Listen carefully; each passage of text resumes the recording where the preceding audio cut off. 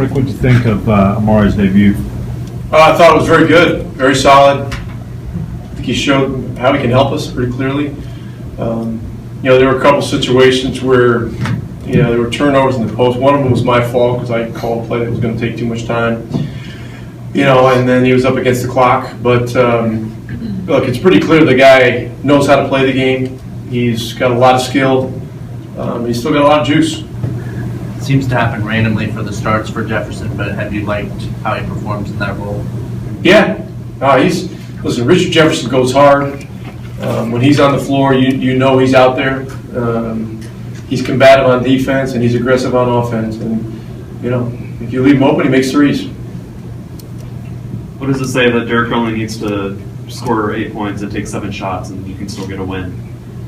Well, we're a balanced team, and we were kind of down the stretch. Monta got going with the pick and rolls with Tyson, and we just didn't have to put Dirk back in, so that was good. And Charlie did a good job on defense and rebound and stuff. So it's a bonus when you can finish the game without him, no question about it. Did you want to play Amare only 11 minutes, or did the nature of the game make it so that that's all you needed? We're kind of gauging his level of fatigue and stuff. When he first got out there, it's emotional first game to get out there with a new team. He was going really hard. He was really tired. I was going to leave him in, and Casey said, "Hey, you should probably give Amare a break." And so we got him out. And then the second half, I guess probably played just about the same number of minutes, right? So I see his minutes increasing. I don't see him as an 11-minute a game player or 12 minutes or whatever it was. But I thought for the first game with a new team, it's 14 points in 12 minutes. That's pretty strong. Did you find the 2 days that you had to integrate him, or 2 games you had to integrate him, helpful? Yeah. It's just there's a lot going on. When a guy goes from a team he's been with for over 4.5 years to going to a completely different city, a different conference. He's got his family. There's the personal aspect of it, and then there's the body preparation and the mental preparation and getting some reps. And so we were able to get a lot of that stuff done in 3 or 4 days or whatever it was, and it helped tonight. And now we've jumped into the deep end. He's in. You like the way he gives you what appears to be a very much different look than Tyson gives you when he's in there? Yeah, he's a very different player than we've had here. He's a 5-man that can play 4. He can shoot with range.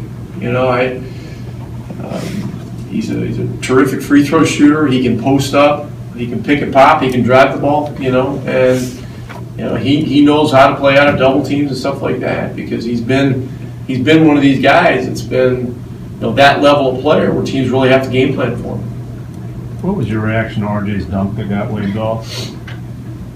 I was disappointed. Like the other 19,200 people. Did you know he could still get up like that? Oh yeah. Yeah. Well, he's had a lot of dunks this year. None quite like that, but I saw it on the replay up there. His left arm was up there a little bit, but it's one of those ones. If you go by the letter of the law, it's probably the right call, but it sure did piss a lot of people off. It's on Twitter, Coach. It's all over. Monta is becoming Mr. Fourth Quarter. Do you like what you're getting out of He him? is lately. Yeah. Just lately.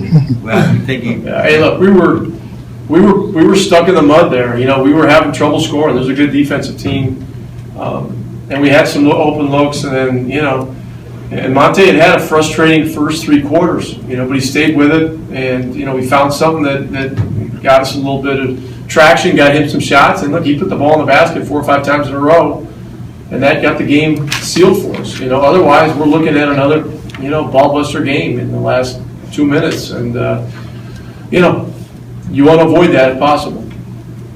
Coach, what are your thoughts about Tyson Chandler defensively versus Al Jefferson holding him to 8 points?